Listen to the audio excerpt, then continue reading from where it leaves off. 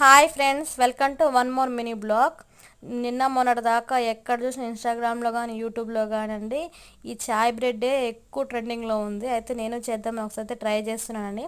కొన్ని half litre packet పాలు అయితే తీసుకొని కొంచెం వాటర్ వేసుకొని అల్లం పెద్ద సైజుగా దంచుకొని తర్వాత షుగరు అలాగే టీ పొడి అయితే వేసేసుకొని బాగా మరగనివ్వాలండి. దాంట్లోకి మనం విప్పింగ్ క్రీమ్ అయితే తయారు చేసుకోవాలి కదండి. ఈ చాయ్ బ్రెడ్ బన్ మస్కాకి మనం విప్పింగ్ క్రీమ్ అయితే తయారు చేసుకోవాలి కదండి. అది ఎలా చేసుకోవాలంటే నేను ఒక పెద్ద గ్లాస్ నిండా పాలు అయితే తీసుకున్నానండి. తీసుకొని అవి బాగా మరిగించుకున్నానండి, దగ్గరగా మరిగేటట్టు. నేను తర్వాత మనం బాగా మరిగించుకున్న టీ అయితే ఇలా కప్లో పోసి పక్కనైతే పెట్టేస్తానండి నేను.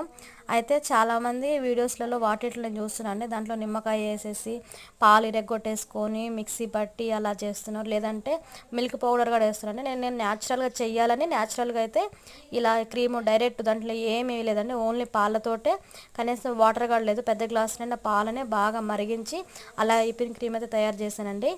నేను చేసిన ఈ చాయ్ బ్రెడ్ బన్ మస్కా ఎలా వచ్చిందో కామెంట్ చేయండి. నా ఛానల్ని సబ్స్క్రైబ్ చేసుకొని లైక్ చేయండి. Thank you so much.